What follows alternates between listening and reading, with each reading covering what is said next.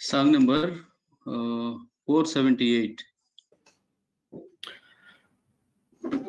Sister, thank you very much for once again joining with us. And we'll start this meeting with prayer. God may help us. సోదరి సోదరులు మనందరికి వందనాలు. ఈ కూడికలో మీరు సమయం తీసుకుని వచ్చినందుకు ఈ కూడికను ప్రార్థనతో ఆరంభించుకుందాం. सारे भाई और बहनों को हम प्रभु के नाम पे आभारी है क्योंकि आपने समय लेकर इस सभा में हाजिर हुए हैं. इस सभा को प्रार्थना से हम आरंभ करेंगे. Oh gracious God, Heavenly Father, we thank you and praise you for this blessed day. What a wonderful God. Okay. Carry on, Samson. ప్రేమగల తండ్రి, కృపల దేవా, మీరు ఇచ్చిన శ్రేష్టకరమైన దినాన్ని బట్టి మీకు వందనాలు. हमारे प्यारे प्रभु यीशु मसीह, आप जो ये शुभ दिन दिए हैं इसके लिए हम आभारी हैं. We bow down and give glory and honor, majesty which belongs to you. ప్రభా, మరి మేము తలలు వంచి మరి మీ యొక్క మహిమగల నామముకు వందనాలు చెల్లిస్తా ఉన్నాం. आपके नाम को सारा महिमा और प्रभाव हम चढ़ाते हैं. Whenever we read your words, it's so joyful, it's wonderful, and also it helps us who you are, what for us. These many things have been written in the scripture. We thank you for that. ప్రభా, ఎప్పుడైతే నీకు వాక్యాన్ని చదువుతామో, ధ్యానిస్తామో, ప్రభా మీరు మరి ఏమై ఉన్నారో, మరి మేమేమై ఉన్నామో, మీరు మాకేమై ఉన్నారో, ప్రభా మరి అనేక విషయాలు నీ యొక్క వాక్యం ద్వారా మాతో మాట్లాడుతూ మాకు బయలుపరుస్తున్నందుకు మీకు వందనాలు. हमारे प्रभु, जो आपके वचन को हम दोबारा पढ़ते हैं तो आप हमें नए सिरे से नई बातें, आप हमारे लिए क्या है और हम आपके लिए क्या है, ये सारे चीज़ों को आप भली भांति हमें सुनाते हैं और हमें याद दिलाते हैं. इसके लिए हम आपकी आभारी हैं. The words are very pure and Lord, it's holy, but unworthy people, guilty people like me, to take up this word is so unfitting, but God may anoint, God may give the new spirit to lead and to even to know your scriptural truth. ప్రభా, మరి నీ యొక్క వాక్యము ఎంతో పవిత్రమైనది, పరిశుద్ధమైనది. ప్రభా, అయోగ్యుణ్ణి, ఎందుకు పనికిరాని వాణ్ణి, అపవిత్రుణ్ణి అయినప్పటికీ నీ యొక్క ఆత్మచేత, నీ యొక్క పరిశుద్ధ రక్తం చేత కడిగి, నీ ఆత్మచేత నింపి ప్రభా నీ యొక్క వాక్యాన్ని నాయన తండ్రి బోధించడానికి, నడిపించడానికి సహాయం చేయండి. प्रभु, आपके वचन बहुत ही पवित्र हैं. मैं तो अयोग्य दास हूँ, मैं प्रभु इस लायक नहीं हूँ, फिर भी प्रभु आप हमें सहायता कीजिए. आप मुझे सहायता करके आपके वचनों को द्वारा हमें बातें करें. For you there is no limitation to use anyone who is appointed by you or called by you, because you use the disciples in a mighty way. The same way Lord may use all of us for thy glory. ప్రభా, మరి మీరు మరి వాడుకోవడానికి అయినా ఎవరినైనా ప్రభా మరి మీరు పిలిచిన వారిని మీరు వాడుకునే దేవుడై ఉన్నారు. ఏ రీతిగా మీరు శిష్యులను ప్రభా మరి వాడుకుంటూ వచ్చారో దాన్ని బట్టి మీకు వందనాలు. మరి ఈ యొక్క మా యొక్క నాయన తండ్రి బిడ్డలందరినీ ప్రభా, విశ్వాసులందరినీ కూడా ఈ నా మహిమ కొరకై మీరే వాడుకుంటున్నామని ప్రార్థిస్తా ఉన్నాం. प्रभु, अगर आप चाहते तो किसी को भी आप इस्तेमाल कर सकते हैं. आपके चेलों को भी आपने बुलाकर इस्तेमाल किए हैं. इस तरह जो भी भाई लोग और पूरे सुन रहे हैं उन सबको आप अपने काबिल इस्तेमाल कीजिए. Lord, take care of all the activities and anoint me fresh, and words may be clear, reference may be perfect, and it may also continue to speak to us so that we may dwell upon your words and that it may strengthen us.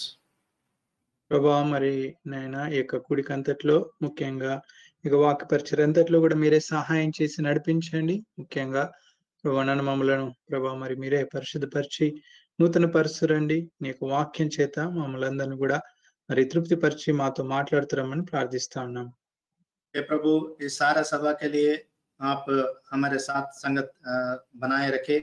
खास करके वचन बांटने में मुझे सहायता कीजिए और इस सारी सभा के लिए आपकी उपस्थिति और आपके अनुग्रह के साथ हमें आगे बढ़ाइए. Lord, revive our spirit, take all the bodily tiredness and strengthen us, prepare us, our hearts and mind, soul, to receive thy word. None may be, Lord, going empty. Everyone may be having portion of blessings and understanding, and we may all that rejoicing in our heart. ప్రభా మరి మమ్మల్ని ఉత్తేజపరచండి. మా శరీరము ముఖ్యంగా పనుల వల్ల వచ్చినటువంటి అలసటను అంతటిని కూడా తొలగించండి. మా యొక్క ఆత్మను నూతనపరచండి ప్రభా. మరి నాయన ఉజ్జీవం దయచేయండి ప్రభా. మరి మీరే మీ యొక్క వాక్యం చేత నడిపిస్తామని ప్రార్థిస్తా ఉన్నాం. हे प्रभु, हमें उत्तेजित करे कि हमारे थके हुए शरीर को, प्राण को आप उत्तेजित करते हुए, ताकत देते हुए इस सारी सभा के समय में हमें आप इस्तेमाल कीजिए. Lord, we ask you to reveal your truth, and also translation also may be taken care. And we pray for every believer to understand, and Satan may be put to shame, so that all this equipment may work. And Lord, people, those who are listening and going to watching and going to listen, all may be benefited. Thank you for hearing, answering our prayer.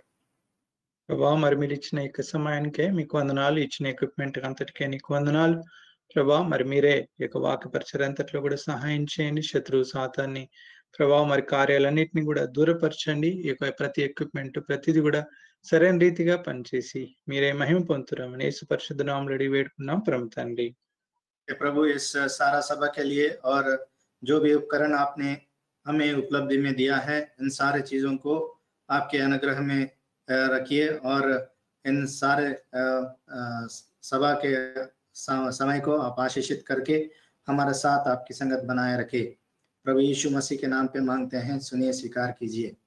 Amen. ఆమేన్. ఆమేన్.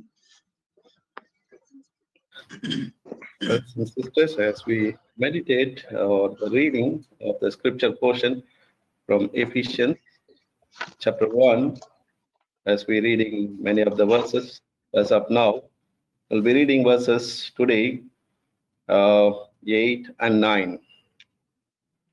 సోదరి సోదరులారా, మనకు తెలిసిన విధంగా ఈ యొక్క Bible పట్టణంలో ఎఫెసీయులకు రాసిన పత్రిక మొదటి అధ్యాయంలో నుండి ధ్యానిస్తా ఉన్నాం. మరి ఈ దినము ఈ మొదటి అధ్యాయము 8-9 వచనాలు మనం ధ్యానిస్తాం. प्रिय भाई और बहनों, हम पिछले कई हफ्तों से हम इस एफेसियों की पत्री पहला अध्याय को हम ध्यानबान कर रहे थे. आज के दिन हम 8 और 9 पद को हम ध्यानबान करेंगे. We'll read verse 10 also, brothers and sisters. We'll read together so that we can move on from there. మరి అందరం కలిసి చదువుకుందాం. 10వ వచనం కూడా చదువుకుందాం. 8, 9, 10. हम सब मिलके इस वचनों को पढ़ेंगे ताकि हम आगे बढ़ सके. 8, 9 और 10 पद पढ़ेंगे. Wherein he column had సంపూర్ణమైనప్పుడు us in all wisdom and prudence, having ఆయన made తన దయా సంకల్పం the చొప్పున mystery of his will, తన చిత్తం గురించిన మర్మం మనకు తెలియజేసి purpose మనకు in himself, సంపూర్ణమైన జ్ఞాన వివేచన కలుగుటకును completion ఆ of the కృపను fullness, మన ఎడల might విస్తరింపచేసి gather together in ఈ one సంకల్పం all బట్టి things in Christ, both పరలోకంలో in ఉన్నవి heaven కానీ or on భూమి మీద earth. ఉన్నవే సమస్తము క్రీస్తునందు ఏకముగా సమకూర్చవలని తనలో తాను నిర్ణయించుకొనెను. So we are meditating mostly about the spiritual blessings which are in Christ Jesus. This entire epistle is in Christ, by Christ, through Christ. మరి మనము ఈ యొక్క భాగంలో నుండి దేవుడు క్రీస్తునందు మనకు అనుగ్రహించినటువంటి పరలోక సంబంధమైనటువంటి ఆత్మ సంబంధమైనటువంటి ప్రతి ఆశీర్వాదాల గురించి మనం ధ్యానిస్తూ వస్తున్నాం. మరి సమస్తం కూడా యేసు క్రీస్తు ద్వారా యేసు క్రీస్తు యొక్క మరి యేసు క్రీస్తు నందు మనకు అనుగ్రహింపబడుతూ వచ్చాయి. इन सारे चीजों में हम ध्यानबान करते हुए आए हैं कि स्वर्गीय आशीषों के बारे में, प्रभु यीशु मसीह के अंदर जो छुपे हैं उनके बारे में हम ध्यानबान कर रहे थे. और सारा कुछ प्रभु यीशु मसीह में उनके द्वारा उनके लिए सब कुछ बनाया गया है. As of now, we have meditated, I think so, or we understood few point, of course not fully, I cannot say that one. 3 blessings, and today we'll take 4th blessing. మరి ఇప్పటి వరకు మనము కొన్ని విషయాలు ధ్యానిస్తూ వచ్చాం. ప్రాముఖ్యంగా 3 మరి ఆశీర్వాదాల గురించి మనం ధ్యానిస్తూ వచ్చాం. మరి 4వ విషయము ఈ రోజు ధ్యానిద్దాం. मैं इस सभा के द्वारा हम 3 आशीषों को अभी तक ध्यान किए हैं और उनके बारे में थोड़ी बहुत समझने की कोशिश भी किए हैं। आज चौथा आशीष को हम ध्यान करेंगे। It is God made His will known to us, that Christ may be center of His will, center of all. Sorry. మరి దేవుడు తను తాను బయలుపరుచుకుంటే మరి యేసు క్రీస్తే మరి ఆయన ప్రధాన మరి అన్నిటికీ కూడా ఆయన ప్రధానుడై ఉంటారు. और प्रभु परमेश्वर जो भी हमें बहाल करेंगे उसमें प्रभु यीशु मसीह केंद्र बिंदु होंगे। In this God's will to reveal and to make a center in our life, there are two things we need to understand. మరి యేసుక్రీస్తు దేవుడు తను తాను బయలుపరుచుకుంటూ యేసుక్రీస్తు ప్రభు వారు మరి ఆయన ప్రాముఖ్యమైనటువంటి వాడుగా మరి కేంద్రీకరమైనటువంటి వాడుగా ఉండడానికి రెండు విషయాలు ఉన్నాయి. प्रभु के इच्छा को जानने के लिए और यीशु मसीह के द्वारा उनको केंद्र बिंदु बनाते हुए उनको जानने के लिए दो चीज की आवश्यकता है के बारे में यहाँ पे हम देखते हैं। Although Old Testament reveals many things, but not particularly, but New Testament is very specific. అరే పాత నిబంధనలో అనేక విషయాలు తెలియజేయబడుతూ వచ్చాయి. అయితే నూతన నిబంధనలో చాలా స్పష్టంగా మరి ప్రభు గురించి రాయబడుతూ వచ్చాయి. हम देखते हैं कि पुराने नियम में बहुत सारे चीजों के बारे में बताया गया है, लेकिन नया नियम में उन लोगों उसकी खुलासा बहुत आय से किया गया है। And that too, Apostle Paul has given a lot of things through his revelation, and he has mentioned many things to us. మరి ప్రాముఖ్యంగా అపోస్తలుడైనటువంటి పౌలు గారికి అనేక విషయాలు దేవుడు బయలుపరుస్తూ వచ్చారు. ఆ విషయాలను మనకు కూడా తెలియజేస్తూ వచ్చారు. तो प्रत्येक रीति से हम देखते हैं कि प्रेरित पौलुस को प्रभु ने इन सारे चीजों को बताए से उनको दर्शन दिया है। There are two words: dispensation. మరి రెండు మాటల గురించి రాయబడుతూ వచ్చాయి. ఒకటి ఆయన మర్మము గురించినటువంటి విషయము, అంతేకాకుండా మరి ఆయన 10th words, it's the first line. Yeah, dispensation of the fullness of time. You might gather together in one all things in Christ. మరి రెండవది ఆయన సంకల్పం బట్టి ఆయన పరలోకంలో ఉన్న భూమి మీద సమస్తము క్రీస్తునందు ఏకంగా సమకూర్చవలనని అనేటువంటి విషయం చూస్తాం. यहाँ पे हम देखते हैं कि 10वां वचन में हम देखते हैं कि समयों के पूरे होने का ऐसा प्रबंध उन्होंने किया है कि प्रभु यीशु में मसीह में ये सारे बातें हमें प्रभु दिखाते हैं। Now, these two words are a bit of difficult to understand because word itself called mystery, and if you want to understand, we need to have some thought. God may help us. మరి ఈ యొక్క రెండు విషయాలు కూడా ఎంతో కొద్దిగా క్లిష్టమైనటువంటి విషయాలే, ఎందుకంటే ఇందులో మర్మం అనేటువంటి విషయం కూడా ఉంది. కాబట్టి మరి వీటిని అర్థం చేసుకోవడానికి ప్రభు మనకు సహాయం చేయను గాక. यहाँ पे ये बातें समझने के लिए बहुत ही कठिन बातें हैं। यहाँ पे दो बातें हम देख रहे हैं। वो बातें प्रभु की जो बहाली के बारे में या फिर प्रभु जो समय की पूरा होने के लिए जो प्रभु ने प्रबंध किया है उसके बारे में। So don't think it is a very dry subject, dry thought to take, but we can understand few things. That's what God has kept for us this day. మరి ఈ యొక్క రెండు విషయాల గురించి ఇవి కష్టమైనవి కాబట్టి ఎంతో ఇది కొద్దిగా మరి ఆరిన దానిలాగా ఎండిపోయిన దానిలాగా ఉంటుందని మనము అనుకోవద్దు. అయితే దేవుడు తప్పక ఇవి ఇందులో రాయించి పెట్టారు కాబట్టి మనకు అర్థం చేయడానికి కూడా ప్రభు సహాయం చేస్తారు. ये दो बातें बहुत ही समझने के लिए कठिन बातें हैं, तो आप ये नहीं समझे कि ये सूखी सूखी बातें कहा जा रहा है कि आप इतना इसके बारे में ना सोचे, लेकिन प्रभु हमें सहायता करेगा। Whatever the reference I give, I may not able to explain you because it's a Bible study, so you may take it, and if God permits, time to read, and God may, in His own time, He may explain to you. మరి మీకు చెప్పబడుతున్నటువంటి ఈ యొక్క ప్రాముఖ్యంగా రెఫరెన్స్లు అన్ని కూడా మనము మరి ధ్యానించడానికి సమయం ఉండదు. బైబిల్ పఠనం కాబట్టి మీరు దయచేసి రాసుకోండి, సమయం ఉన్నప్పుడు వాటిని కూడా ధ్యానించండి. ये सारे जो रेफरेंस मैं देता हूँ यहाँ से कि ये सारे रेफरेंसों की खुलासा नहीं कर सकते हैं क्योंकि समय के भाव से, तो आप कृपया लिख के रखिए.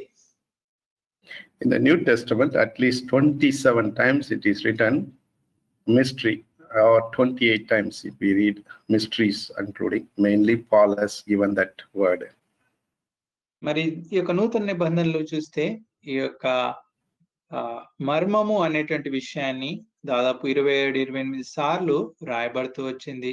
దాంట్లో అనేక సార్లు పౌలు గారే ఈ విషయం రాస్తూ వచ్చారు. और यहाँ पे हम देखते हैं कि जो छुपा हुआ चीजों के बारे में यहाँ पे लिखा गया है, और इसके बारे में बहुत आयत से प्रेरित पौलुस इन लोगों की इनकी खुलासा करते हुए हम देखते हैं. So though it is mystery, we read that having made known unto us the mystery of His will according to His good pleasure which He hath purposed in Himself, because verse 8 is the main key point, wherein He hath abounded towards us in all wisdom and prudence. కాబట్టి ఇక్కడ మనం చదివితే 8-9 వచనాలు తెలుగులో కలిసి ఉన్నాయి.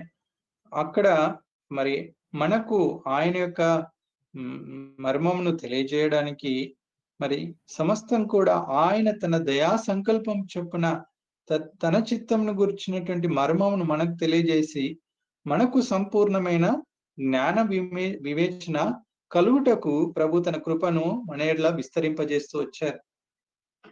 वचन कि उसने अपनी इच्छा का भेद उस सुमति के अनुसार हमें बताया कि जिसे उसने अपने आप में ठान लिया था.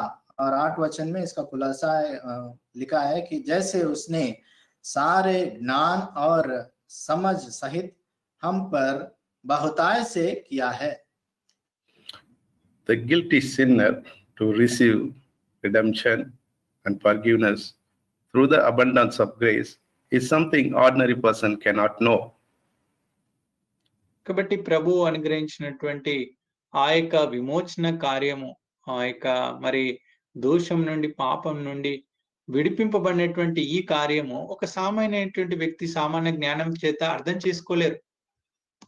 एक पापी जो अपने पापों की छुटकारा जो पाया है, उसके बारे में एक सामान्य व्यक्ति जो सहज ज्ञान से इसको समझ नहीं पाएगा. But when we experience, we understand that because He gave us freely. అయితే ఎప్పుడైతే దీన్ని మనం అనుభవించామో అది మనము అర్థం చేసుకోవచ్చు. ఎందుకంటే దేవుడు ఈ యొక్క విమోచన కార్యాన్ని ఉచితంగా మనకు అనుగ్రహిస్తూ వచ్చారు. क्योंकि प्रभु जब उसका बहाली करते हैं तो हम समझ पाएंगे, क्योंकि प्रभु ने उन सारे चीजों को हमको मुफ्त दिया है.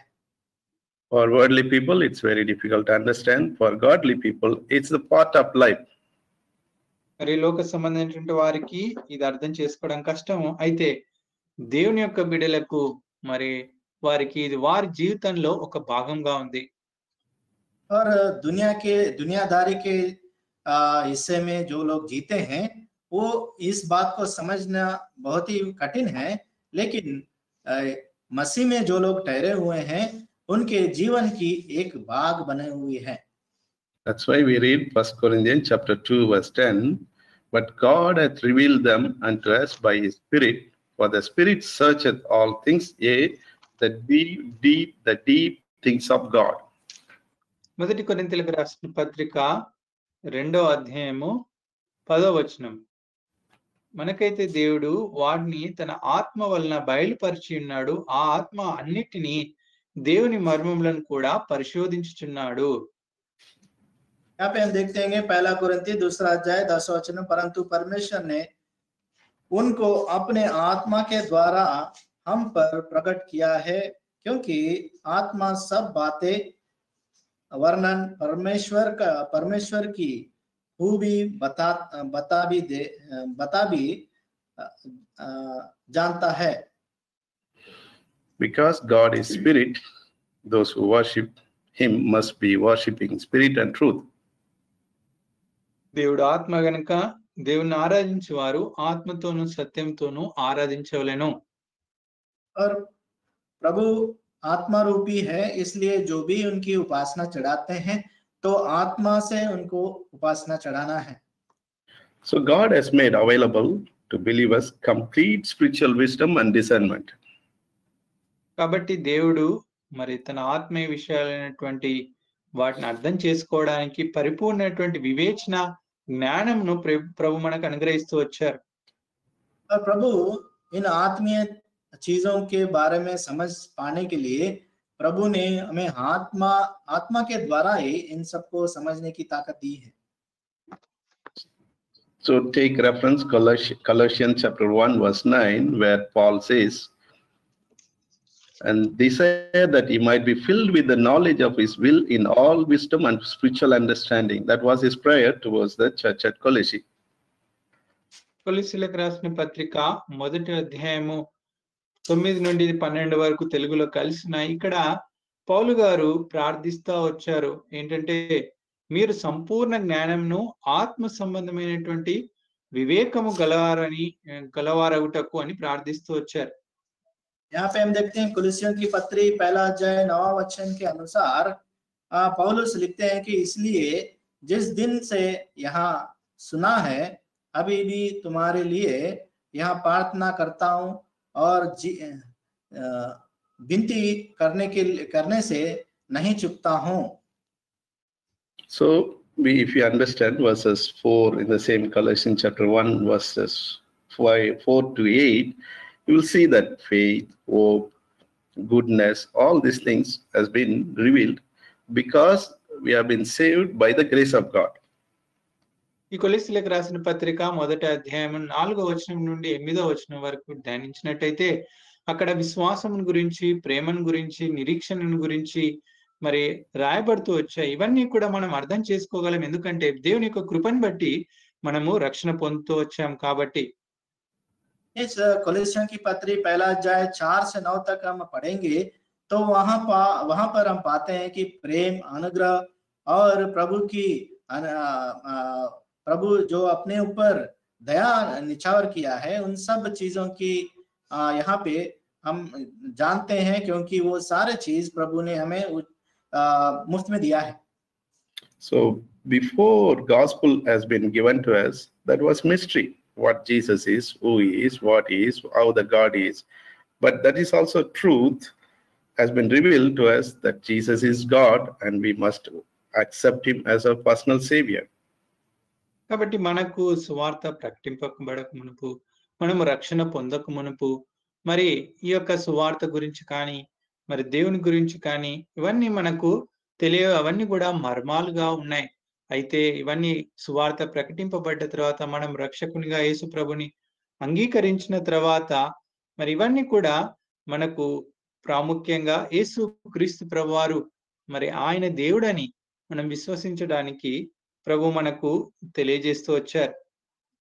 और ये सारे चीज हम प्रभु को मानने से पहले, उनको जानने से पहले ये सारे बहुत ही गुप्त रखे गए हैं, वो छिपे हुए थे, लेकिन हमें ये सब प्रभु यीशु मसीह जो स्वयं खुदा है उसके बारे में हमें आत्मा के द्वारा इसकी ज्ञान मिली है. So that's what we read, that brings spiritual wisdom and understanding. That's verse 9 we read, of course. 9వ వచనము చదువుతూ వచ్చాము. అదే మనకు మరి ఆత్మ సంబంధమైనటువంటి వివేకమును, సంపూర్ణమైనటువంటి జ్ఞానమును ప్రభు అనుగ్రహిస్తూ వచ్చారు. और वही परमेश्वर ने हमें उनकी इच्छा के अनुसार वो ज्ञान और वो समझ हमें दिया है. So take some more reference. Colossians chapter 2 verses 2 and 3 and 1 Corinthians chapter 2 verses 7 to 10.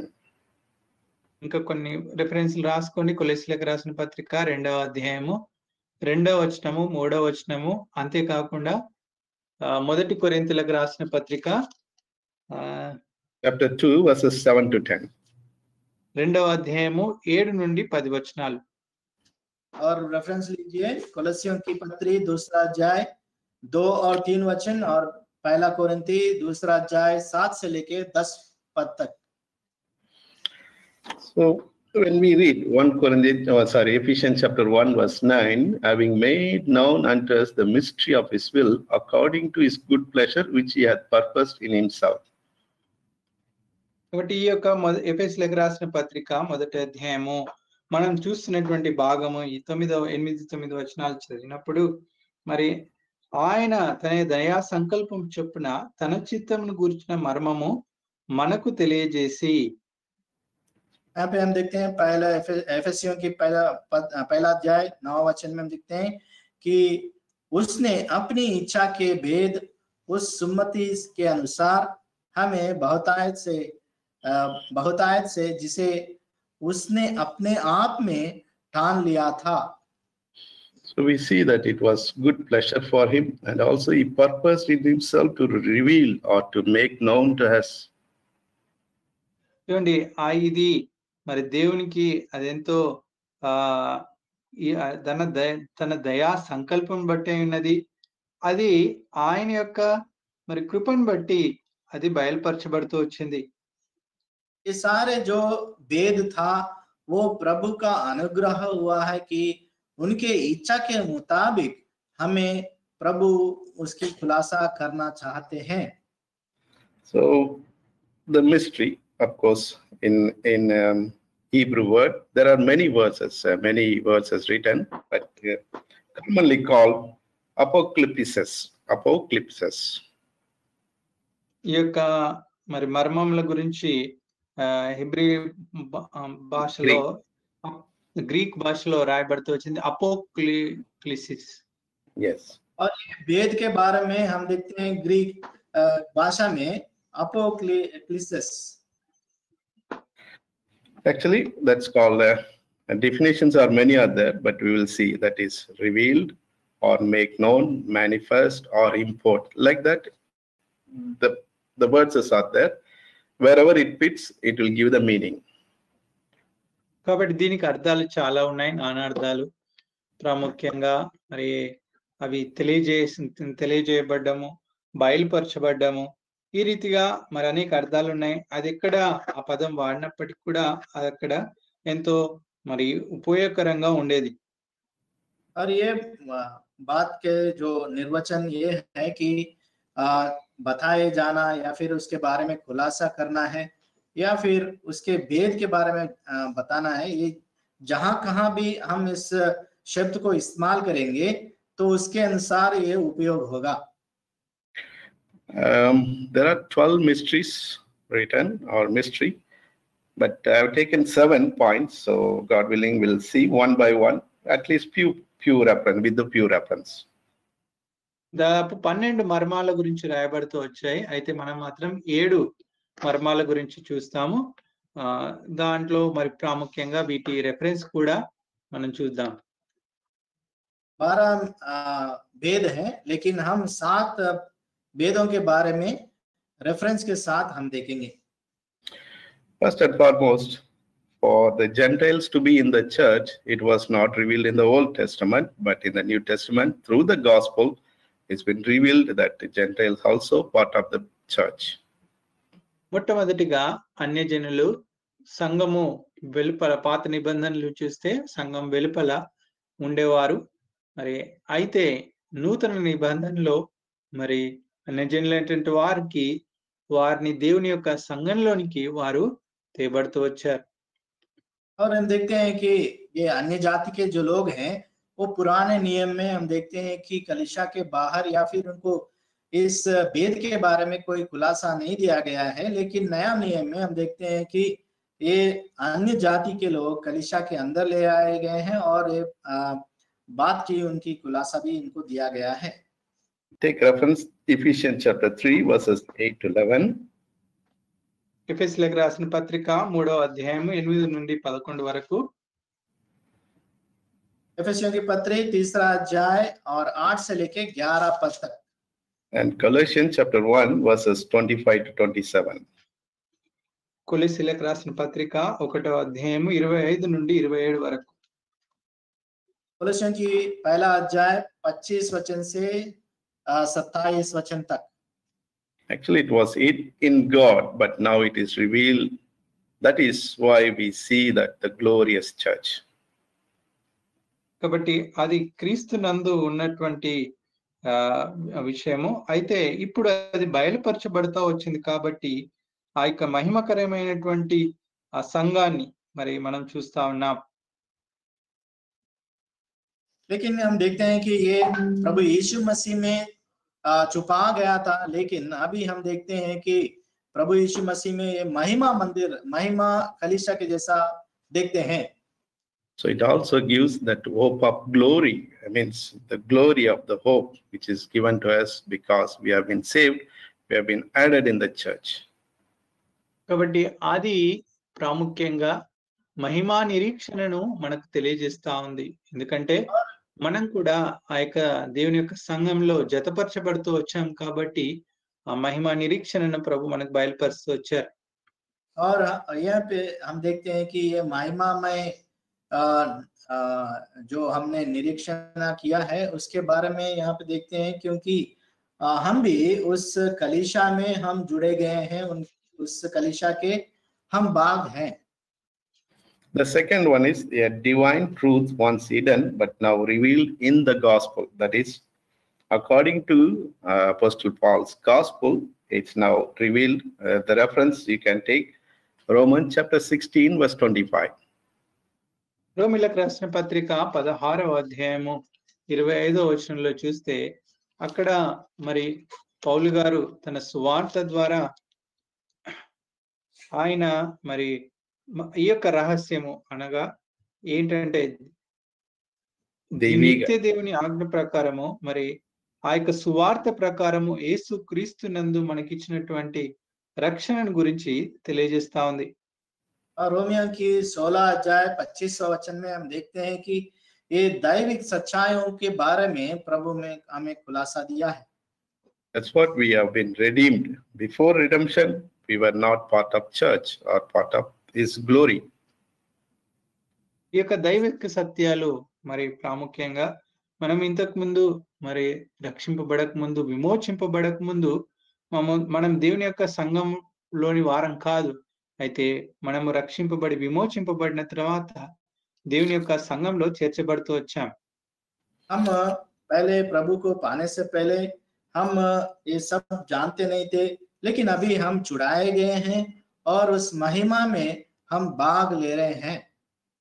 Remember, when whatever if somebody tells something about Jesus, if you are not saved, it will not be revealed to you because you are not in the spirit, you are not been redeemed, the salvation is not there. It will be hid. The divine truth will be hidden in for you.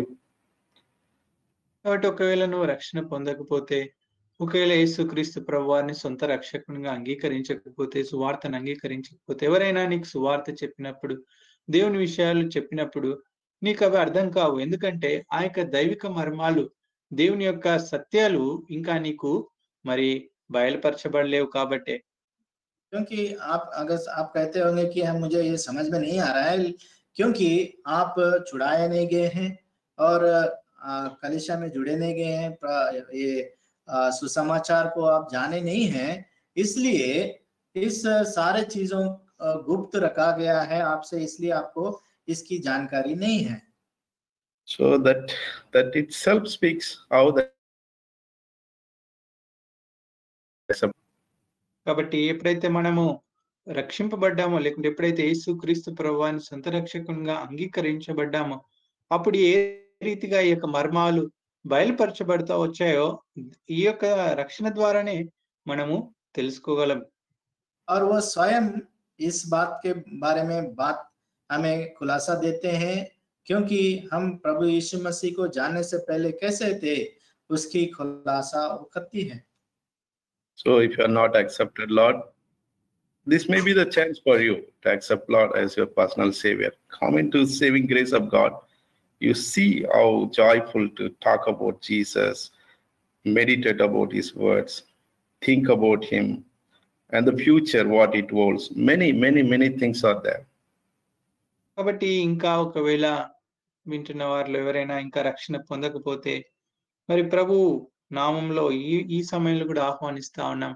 యేసుక్రీస్తు ప్రభు వారిని సొంత రక్షకునిగా అంగీకరించండి. ఇలాంటి మరి సత్యాలు, ఆత్మీయ సత్యాలు, మరి అనేక విషయాలు, మరి దేవుని యొక్క వాక్యము, దేవుని యొక్క ప్రేమ, వీటన్నిటిని కూడా మీరు ఎరగగలరు.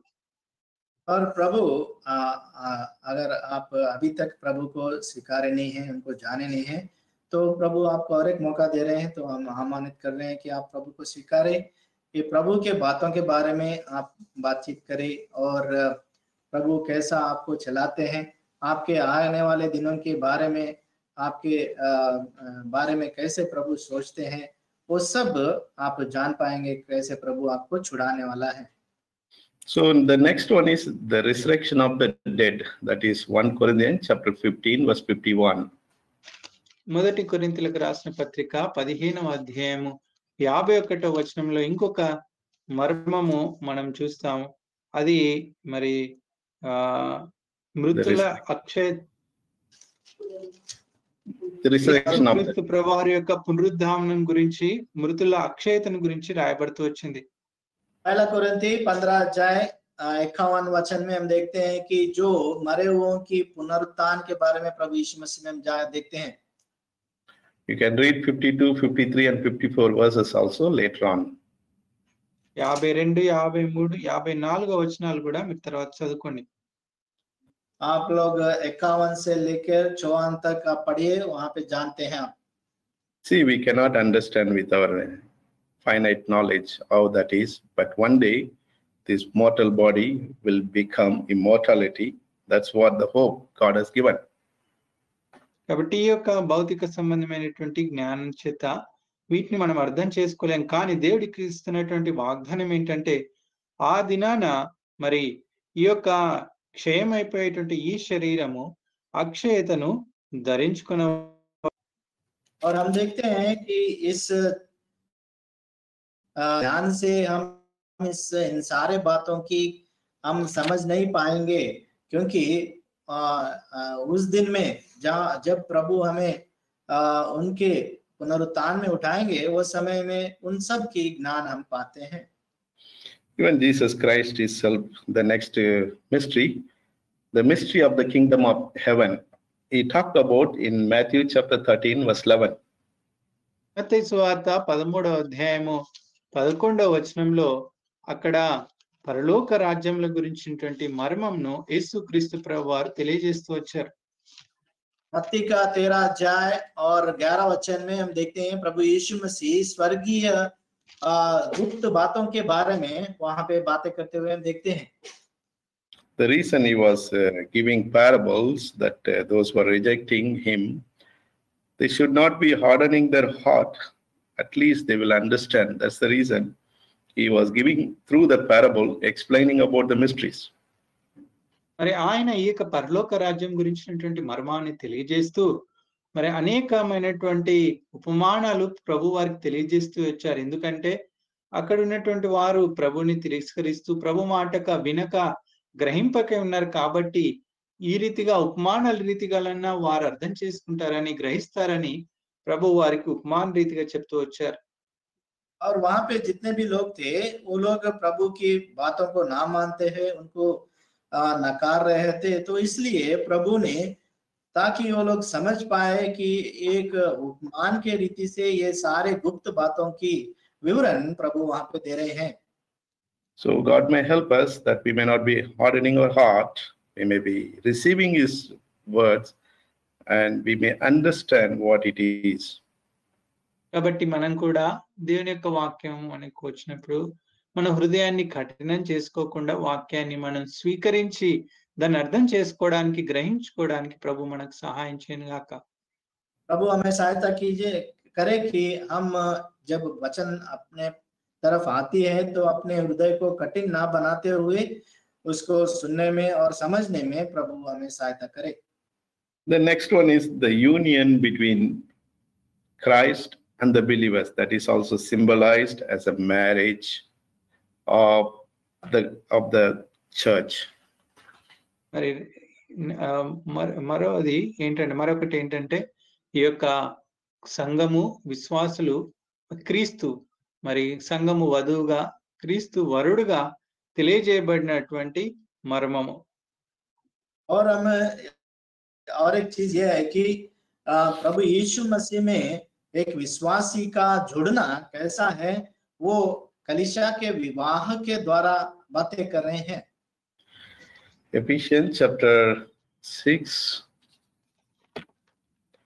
ఎఫెసీయులకు రాసిన పత్రిక 6వ అధ్యాయము. एफेसियों की 6वां अध्याय. What he says that is the great mystery. That's what he says, right?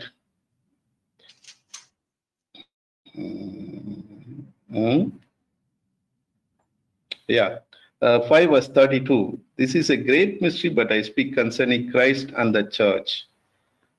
ఎఫెసీయులకు రాసిన పత్రిక 5వ అధ్యాయం 32వ వచనం చూడండి. ఈ మర్మం గొప్పది, అయితే నేను క్రీస్తుని గురించి సంఘమును గురించి చెప్తున్నాను అంటున్నారు. और हम देखते हैं कि एफेसियों की 5वां अध्याय 32 वचन में यह भेद बहुत बड़ा है, पर मैं मसीह और कलीसिया के विषय में कहता हूं. If you tell this truth to others, those who are not accepted Lord, they may think this fellow is foolish fellow. మరి ఈ యొక్క మర్మం గురించి వేరెవరికైనా చెప్పినట్టయితే, ముఖ్యంగా ప్రభుని ఎరగనటువంటి వారికి చెప్తే వీడు నిజంగా బుద్ధిహీనుడు అంటారు. और इस बात को अगर हम किसी जो विश्वास नहीं किया है उसको बताते हैं तो वो समझेगा कि मैं बुद्धिहीन आदमी है.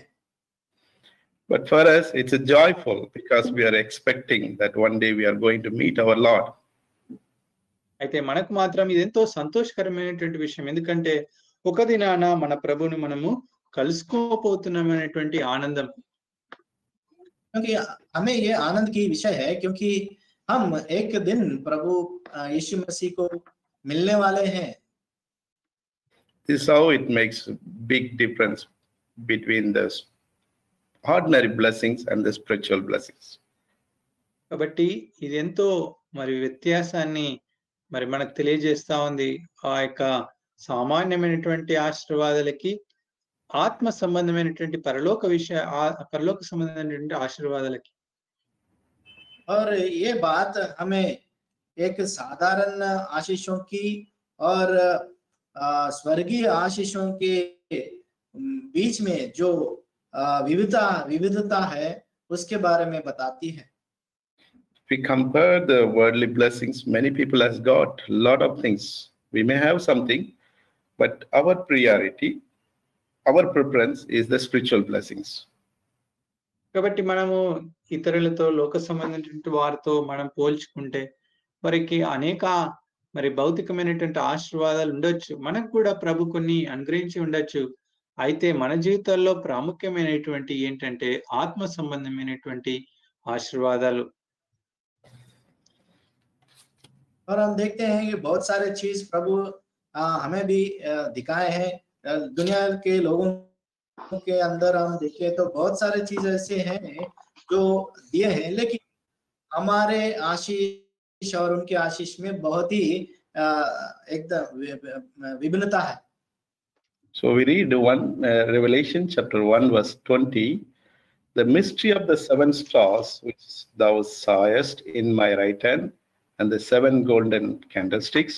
The 7 stars are the angels of the 7 churches, and the 7 candles which thou sawest are the 7 churches. So God is holding us in the midst of the church.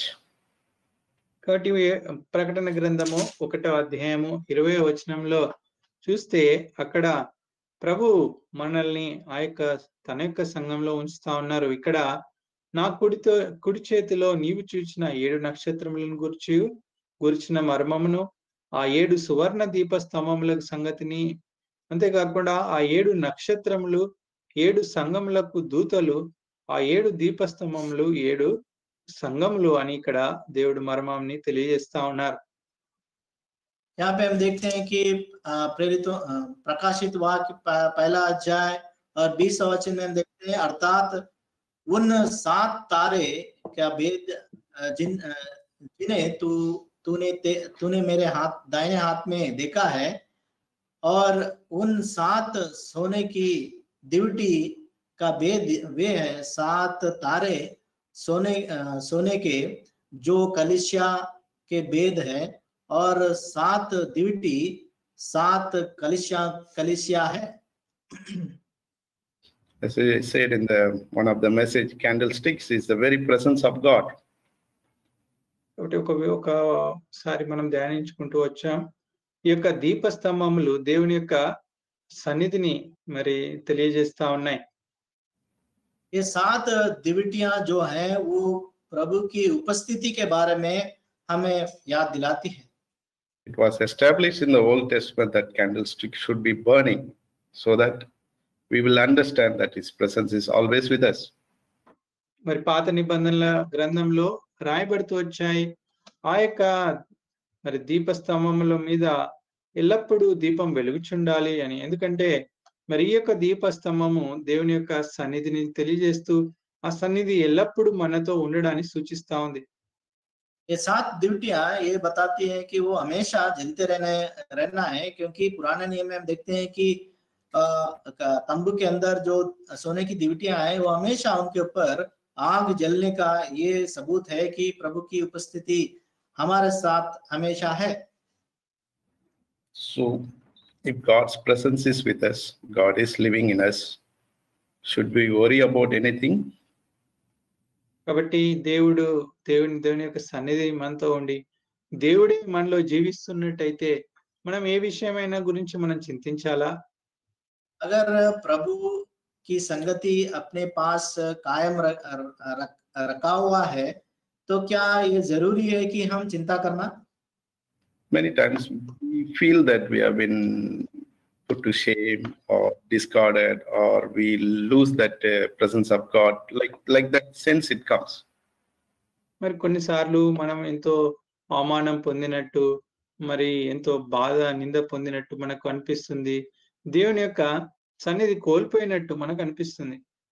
और बहुत बार हम ऐसे एहसास होता है कि हम बहुत ही किसी ने हमें कमी घटी से देखा है और हम बहुत ही दुखित होते हैं और परमेश्वर की उपस्थिति हमारे साथ नहीं है, इस तरह हमें महसूस होती है। What God is reminding us, His spiritual blessing is with us, His very presence is with us. We should not worry about anything. మరి దేవుడు మనకు గుర్తు చేస్తా ఉన్నాడు ఏంటంటే ఆత్మసమైనటువంటి ఆశీర్వాదాలు మనతో ఉన్నాయి. మరి ఆయన యొక్క సన్నిధి మనతో ఉంది కాబట్టి దేని గురించి చింతించాల్సిన అవసరం లేదు. और प्रभु हमें याद दिलाते हैं कि प्रभु आत्मा के संबंध में जो भी आशीष है हमारे साथ है, और प्रभु की उपस्थिति हमेशा हमारे साथ है, इसलिए किसी बात की चिंता ना करने की जरूरत नहीं है। So God is holding in His right hand. Every believer is very safe. కాబట్టి దేవుడు తన యొక్క కుడి హస్తంలో మనల్ని పెట్టుకొని ఉన్నాడు. ప్రతి విశ్వాసి కూడా ఎంతో సురక్షితమైనటువంటి స్థితిలో ఉన్నాడు. और प्रभु हम हर एक विश्वासी को अपने दाहिने हाथ में रखे हुए हैं हर एक समय में। In Revelation chapter 17 verses 5 and 7, if you read, ప్రకటన గ్రంథము 17వ అధ్యాయము 5-7 వచనాలు చదివితే, प्रेरितों का काम प्रकाशित का 17 अध्याय 5 और 7 पद में हम देखते हैं, the Antichrist power working in his days is called by the apostle the iniquity of the mystery of iniquity. The Antichrist power working in his days is called by the apostle the mystery of iniquity. The mystery of iniquity. ఇక్కడ మరి మర్మము గురించి ముఖ్యంగా ఆ యొక్క అసహ్యమైనటువంటివి ఏహ్యమైనటువంటి వాడి గురించినటువంటి లేకుంటే పాపం గురించినటువంటి వచ్చింది.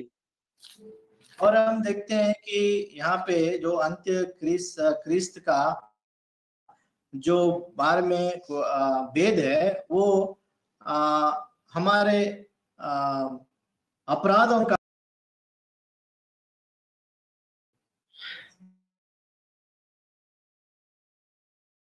I actually wanted to take that particular part, but for some reason I couldn't able to take, because we'll be diverting our subject. Turn with me, 2 Thessalonians.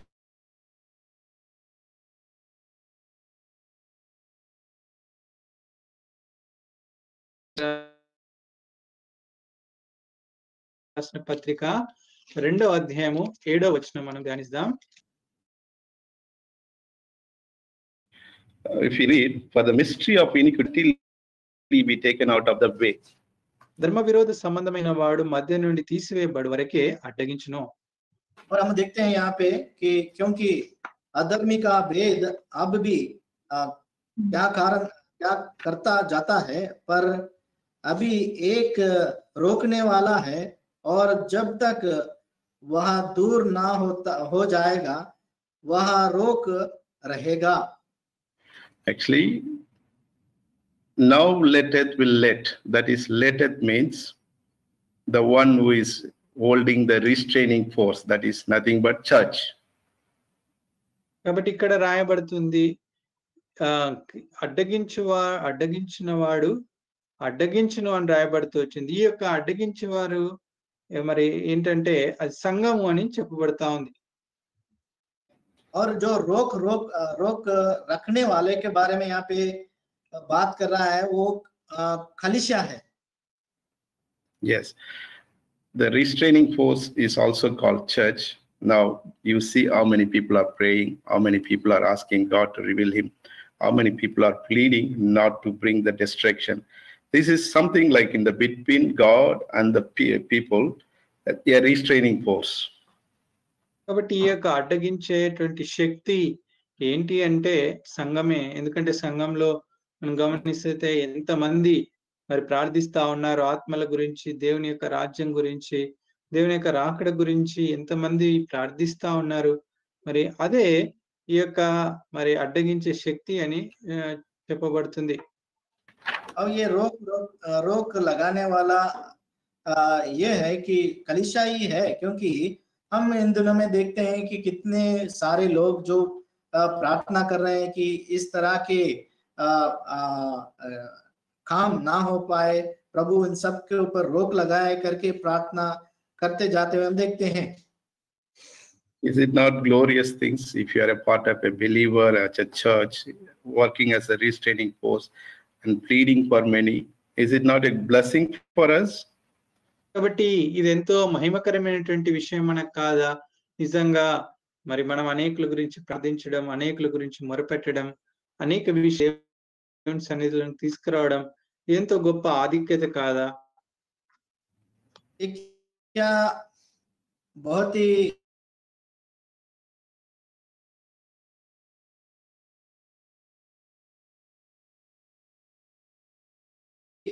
महिमाहित काम नहीं है कि हम जुड़े हुए.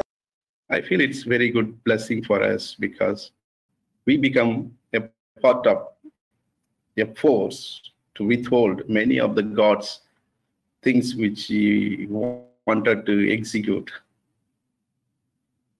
కాబట్టి ఇది నేనైతే గొప్ప ఆశీర్వాదం అనుకుంటున్నాను. ఎందుకంటే దేవుని యొక్క ఉద్దేశాలు నెరవేర్చడానికి సంఘము, మరి సంఘం అంటే మనము మరి ఒక శక్తిగా పనిచేస్తున్నామని. और मैं सोचता हूँ कि एक महिमायुक्त आशीष है, क्योंकि हम प्रभु जो चाहते हैं कि वो सारी इन जो शिक्षा लेके आना चाहते हैं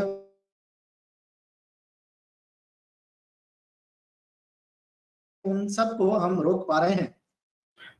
Until when the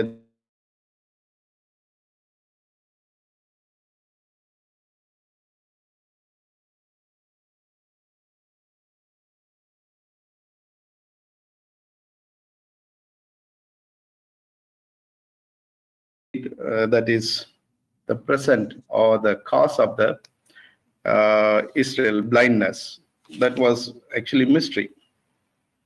ఇక్కడ ఇంకొక మర్మం చూస్తా ఉన్నాం. అది ఇజ్రాయెల్ ప్రజలకు కలిగిన కఠిన మనస్సును వారికి కలిగినటువంటి అంధత్వాన్ని గురించి తెలియజేస్తా ఉంది. और यहाँ पे हम देखते हैं कि इजरायलियों का जो शेष भाग था उनकी अंधापन की कारण क्या है, यहाँ पे देखते हैं 11:25, that is, for I would not, brethren, that you should be ignorant of this mystery, lest you should be wise in your own conscience, that blindness in part is happened to Israel until the fullness of the Gentiles be come in. 25వ వచనం, సహోదరులారా మీ దృష్టికి మీరే బుద్ధిమంతులమని అనుకొనుకున్నట్లు ఈ మర్మం మీరు తెలుసుకున గోరుచున్నాను. అదేమనగా అన్యజనుల ప్రవేశము సంపూర్ణమగు వరకు ఇజ్రాయెలునకు కఠిన మనసు కొంత మటుకు కలిగెను. हम देखते हैं 25 वचन में, हे भाइयों, कहीं ऐसा ना हो कि तुम अपने आप को बुद्धिमान समझ लो, इसलिए मैं नहीं चाहता हूं कि तुम इस भेद से अनजान रहो कि जब तक अन्य जाति पूरी रीति से प्रवेश ना कर ले तब तक इस्राएली का एक भाग ऐसा ही कठोर रहेगा. So because of their disobedience, the spirit of disobedience made them to blind their eyes. కాబట్టి వారి యొక్క ఆ విధేయతను బట్టి ఆ యొక్క ఆత్మ సంబంధమైనటువంటి గ్రుడ్డితనం వారికి కలుగుతూ వచ్చింది. और हम देखते हैं कि आत्मा में वो लोग कठोरता और बात ना मानने वाले है, इसलिए उनको आत्मीय की अंधापन उनमें प्रवेश किया है. So we'll sum up these mysteries. Gentiles in the church, first one, then second one is, yeah, please. ఈ యొక్క మర్మముల గురించి మనం ఒకసారి క్లుప్తంగా చూసుకొని ముగించుకుందాం. మొదటిది, మరి అన్ని జనులు సంఘంలోనికి దేవుని గురించినటువంటి విషయాలు తెలుసుకోవడం. और ये सारे भेदों के बारे में हम आखिरी में देखते हैं कि पहला चीज ये है कि ये अन्य जातियों का कलीसिया के अंदर प्रवेश करना. The divine truth, once hidden, now it is revealed unto us. రెండవది, ఆత్మ సంబంధమైనటువంటి దైవికమైనటువంటి మర్మము, అది మర్మంగా ఉంది, ఇప్పుడు మనకు బయలుపరచబడుతూ వచ్చింది. और आत्मिक सच्चाई जो अभी तक छुपा था लेकिन अभी बहाल किया गया है. Second, the resurrection of the dead, that is also was mystery. అంతేకాకుండా మరి మృతమైనటువంటి వారు పునరుద్ధరణ అవడం, ఇది మరి మర్మంగా ఉంచబడింది, అది కూడా బయలుపరచబడుతూ వచ్చింది. और मरे हुए की पुनरुत्थान भी वो भेद की तरह छुपाया गया था, लेकिन वो अभी बताया गया, उसका खुलासा किया गया है. The mystery of the kingdom of heaven, that was revealed. అంతేకాకుండా పరలోక రాజ్యం గురించినటువంటి మర్మం కూడా బయలుపరచబడతా వచ్చింది. और स्वर्गीय राज की वो भेद भी उसका खुलासा किया गया है. The union between Christ and the believers. మరి క్రీస్తు మరి విశ్వాసులు ఐక్యతగా మరి కలుసుకోవడం అనేటువంటి విషయం కూడా బయలుపరచబడతా వచ్చింది. और मसीह यीशु मसीह और विश्वासियों का जो उनका मिलना, उनका एकता के बारे में वो भी बहाली किया गया है. And the restraining power that is revealed through the mystery of iniquity is revealed through the restraining power. మరి ఆ యొక్క ధర్మ విరోధ సంబంధమైనటువంటివి మర్మము, మరి ఆ యొక్క మరి ఆపివేసేటువంటి శక్తి గురించినటువంటి మర్మం కూడా తెలియజేయబడుతూ వచ్చింది. और छठवां चीज हम देखते हैं कि जो रोक लगाने वाला जो रोक है, उसका भेद भी हम यहाँ पे खुलासा होते हुए देखे हैं. And the spiritual blindness of Israel.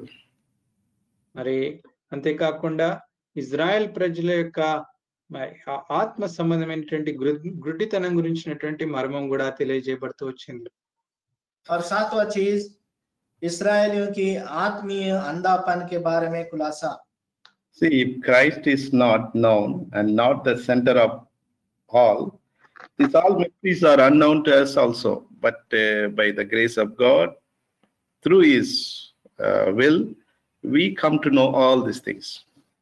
కాబట్టి ఒకవేళ యేసుక్రీస్తు ప్రభు వారిని మనం సొంత రక్షకునిగా అంగీకరించకుండా ఆయన ఎరగకుండా ఉంటే ఈ యొక్క ఆత్మ సంబంధమైనటువంటి మర్మాలు మనకు కూడా మరుగు చేయబడి ఉండేవే, మనం కూడా వీటిని ఎరగకుండా ఉండేవారం. అయితే ఇప్పుడు ఇవన్నీ కూడా దేవుడు తన కృపను బట్టి మనకు బయలుపరుస్తూ వచ్చారు.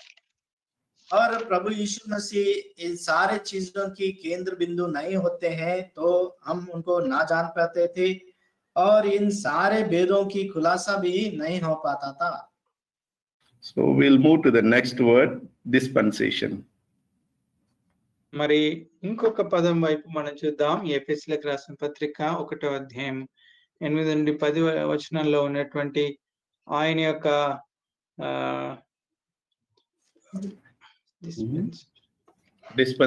dispensation. I do not know what it is written in Telugu and other language. That's what I was. బయలుపరచబడము అని రాయబడుతూ వచ్చింది. బట్ శిక్షణ and దయా okay, yeah, I will explain you so that you can understand. The idea began. Yes, the strategy, or in other word, you call it how you plan it, how you run the things. మరి ఈ యొక్క ఒక ప్రణాళిక వేయడము లేకుంటే ఏ రీతిగా ఒక క్రమాన్ని తెలియజేయడం గురించి రాయబడుతూ వచ్చింది. और ये डिस्पेंसेशन का मतलब ये है कि धर्मशास्त्र का बहाली का बारे में बताती है कि वो कैसा खुलासा किया गया है और किस तरह वो उसकी विवरण दिया गया है, ये बताती है.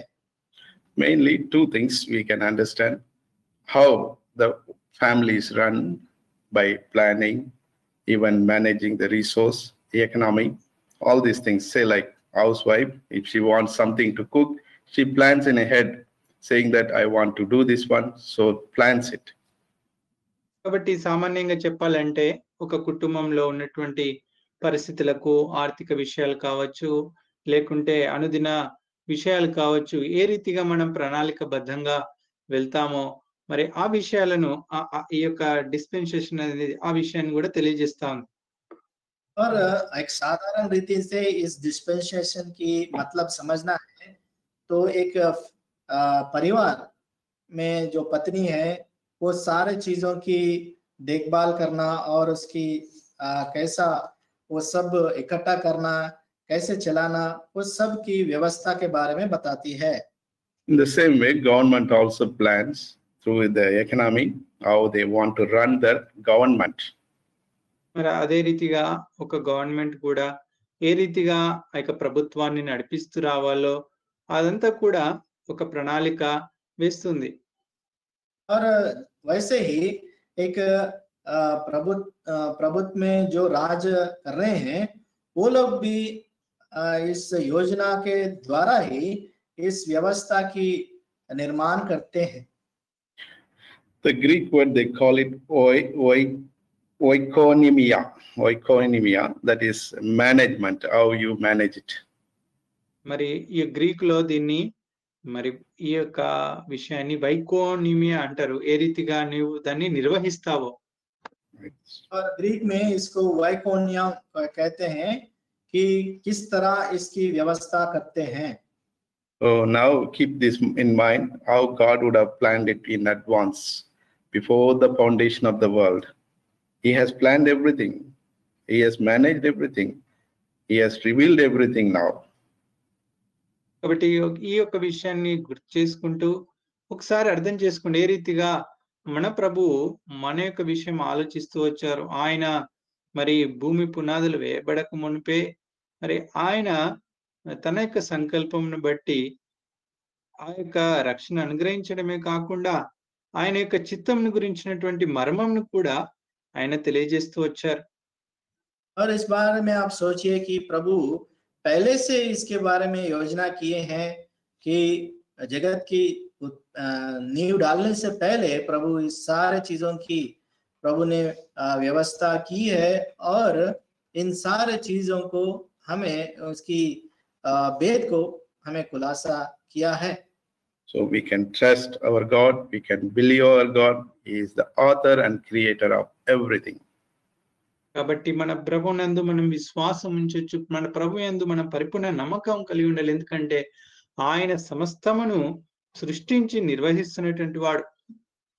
और हम अपने प्रभु परमेश्वर के ऊपर पूरी तरह से निर्भर होना है, उनके ऊपर विश्वास रखना है, क्योंकि सारा चीज का व्यवस्था वही अपने आप ही वो बना रहे हैं। So God may help us to understand about his management, about his plan, about his will, about the things what he has planned and purpose in our life.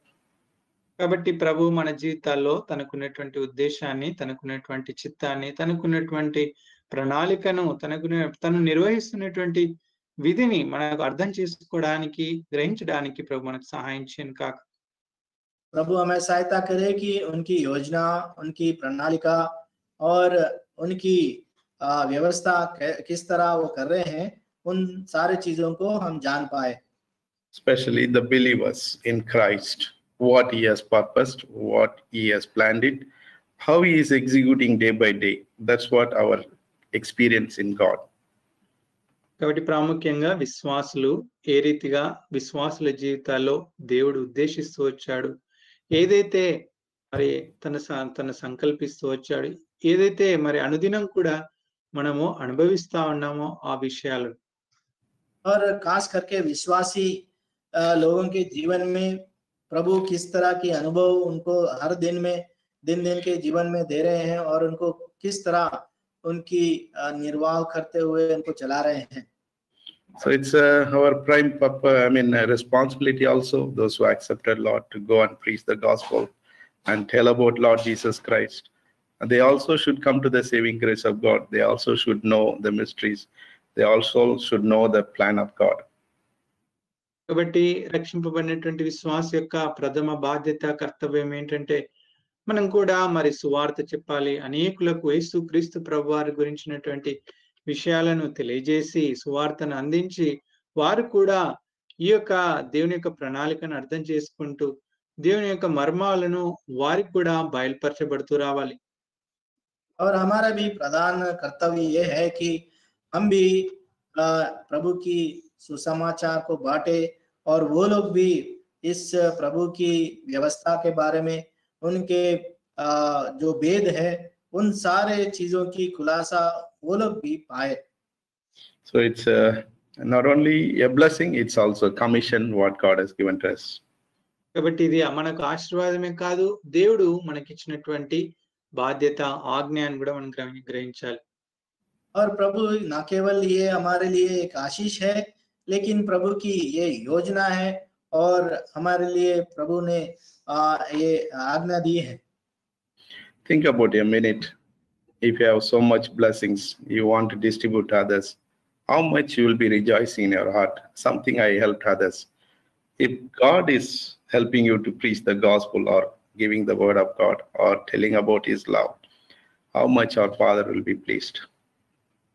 కాబట్టి ఒకసారి ఆలోచించుకోండి, ఒక నిమిషం మనం ఈ విషయం ఆలోచించినట్టయితే మరి మనకున్నటువంటి అనేక ఆశీర్వాదాలు మనం ఇతరులతో పంచుకున్నప్పుడు, ఇతరులకు సహాయం చేసినప్పుడు మరి ఏ రీతిగా మనము ఆనందిస్తామో, సంతోషిస్తామో, మరి అదే రీతిగా మనము దేవుని యొక్క సువార్తను పంచినప్పుడు, దేవుని యొక్క ప్రేమను మనం ఇతరులకు తెలియజేస్తూ వచ్చినప్పుడు, ఆయన యొక్క రక్షణ విషయాలను తెలియజేస్తూ వచ్చినప్పుడు దేవుడు ఎంతగా మరి సంతోషిస్తారో ఒకసారి ఆలోచించండి. एक बार आप सोचिए कि इस तरह के कई सारे आशीष आप अपने जीवन में होते हैं, तो हम किस तरह एक एक करके बांटते हैं, तो कितनी आनंद हमारे जीवन में हम महसूस करते हैं। इस तरह हम इस प्रभु की सुसमाचार, प्रभु की योजना के बारे में हम बांटते हैं, तो प्रभु भी हमें हमारे साथ कितना आनंदित होते हैं, और हम कितना आशीष पाते हैं और आनंद पाते हैं। So God may help us in the days to come to know about his word in a deeper way, God may bless all of you. Finally, we'll read one or two verses, then we will close this. దేవుడి యొక్క వాక్యాలన్నీ అర్థం చేసుకోవడానికి ప్రభు మనకు సహాయం చేయను గాక. ఈ యొక్క వాక్యాన్ని ఆశ్రయించును గాక. చివరిగా ఒక 2 వచనాలు చదువుకొని ముగించుకుందాం. अब इन सारे वचनों को हम आशीष करके हमें समझने की ताकत दे।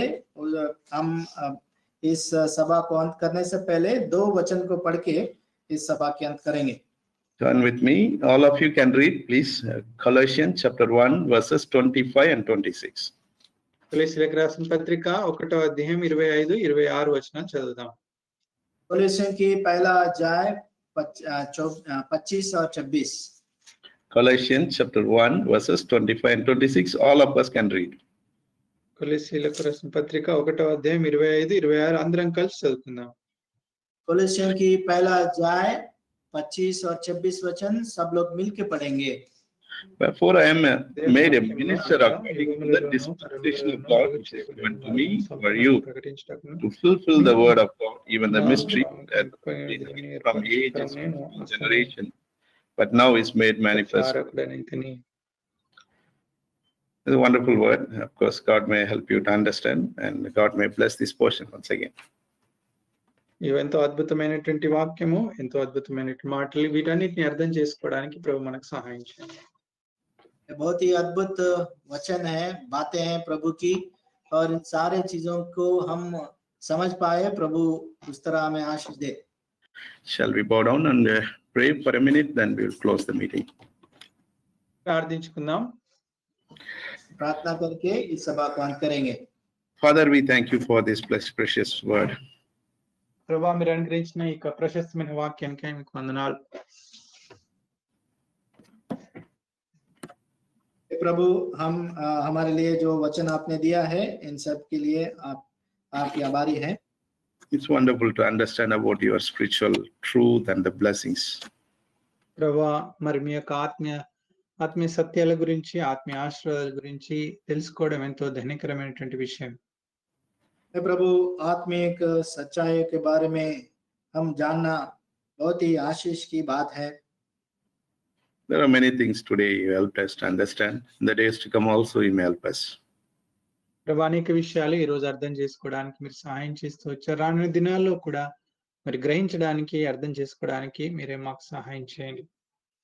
प्रभु, कई सारे बातों की खुलासा आपने किया है और हम समझने के लिए भी हमें समय दिया है। आने वाले दिनों में भी बहुत सारे चीजों को, वेदों के बारे में हम जान पाए, इसकी आशीष हमें दी। If anyone couldn't able to understand, we ask you to Holy Spirit to continue to work in their life, make known to them all the mysteries and even about the dispensation. ప్రభు, మరి యొక్క విషయాలు ఇంకా ఎవరికైతే అర్థం కాలేదో వారు కూడా మరి అర్థం చేసుకోవడానికి, వారు కూడా మీ యొక్క ఆత్మ జ్ఞానం దయచేయండి. ముఖ్యంగా ప్రభు యొక్క వాక్యంలో ఉన్నటువంటి మర్మాల గురించి, ఆయన యొక్క మరి నిర్వహణ గురించి, మరి ప్రణాళికల గురించి అర్థం చేసుకోవడానికి సహాయం చేయండి. हे प्रभु, अभी तक जो लोग सुने हैं, जो समझ नहीं पाए हैं, आपकी आत्मा की अगुवाई से उन्हें प्रेरित करके इन सारे भेदों की खुलासा उन्हें कीजिए, और खास करके आपकी व्यवस्था का विवरण के बारे में भी उन्हें वेद की इस खुलासा कीजिए। Thank you, Lord, for the time which you have given to us. Prepare us for tomorrow as we are entering to the new day for the worship time and even to know you through the scripture. ప్రభా, మరి యొక్క సమయాన్ని బట్టి మీకు వందనాలు. మరి రేపటి దినాన్ని గురించి కూడా మమ్మల్ని జ్ఞాపకం చేసుకోండి, సిద్ధపరచండి. మరి రేపటి నూతన దినంలో ప్రభా, మరి ప్రాముఖ్యంగా ఆరాధన దినంగా ప్రభా, మరి మిమ్మల్ని అర్థం చేసుకుంటూ, మిమ్మల్ని ఎరుగుతూ, మిమ్మల్ని ఆరాధించడానికి సిద్ధపరచండి. प्रभु, अभी जो आपने समय दिया है, इसके लिए हम आपकी स्तुति चढ़ाते हैं, और कल के दिन के लिए भी आप आशीष करें कि आपके वचनों के द्वारा हम प्रेरित होके आपकी संगति में उपासना के लिए हम एकत्रित हो पाए। Lord, bless all of our dear ones and also give them the good sleep tonight. Take away all the bodily tiredness. ప్రభా, మా ప్రియులందరిని ఆశ్రయించండి, వారికి కూడా మంచి సుఖమైన నిద్రను దయచేయండి. మరి వారికి ఉన్నటువంటి శరీర అలసటను అంతటిని కూడా తొలగించండి. हे प्रभु, सारे प्रियों को आप उनके शरीर के जो थकावट है उन सबको दूर करके इस रात में उनकी सुखद नींद दीजिए. Lord, help us to understand in deeper way in the days to come, and we may not lose any of the spiritual blessing which you have kept it for us. ప్రభా మరి నీ యొక్క వాక్యాన్ని ఇంకా లోతుగా అర్థం చేసుకోవడానికి రాని దినాల్లో ప్రభా మరి ఏ విషయంలో కూడా ముఖ్యంగా మీ యొక్క ఆత్మీయ విషయాలు ఏది కూడా మేము ప్రభా మరి అర్థం చేసుకొని స్థితిలో ఉండకుండా మీరే మాకు సహాయం చేయండి. हे प्रभु, आप आपके आत्मिक इस जो भी गुप्त बातें हैं उनको हम समझने पाए, और आने वाले दिनों में भी हम इस गुप्त चीजों की ना समझ पाए, इस तरह की सारी चीज हमसे दूर कीजिए. Sick and suffer may be touched and healed, and thank you for hearing and answering our prayer. We ask this prayer in the name of Lord and Savior Jesus Christ.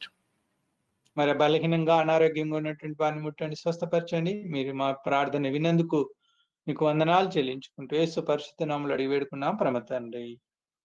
हे प्रभु, जो भी रोगी है, बीमार है, उनको आप छू के उन्हें चंगाई दीजिए. ये सारे चीज हम हमारे प्रभु यीशु मसीह के नाम पे मांगते हैं, सुने स्वीकार कीजिए. Amen. The grace of the Lord Jesus Christ and the love of God and the communion of the Holy Ghost rest and abide with us both now and forevermore. Amen. Amen. Amen.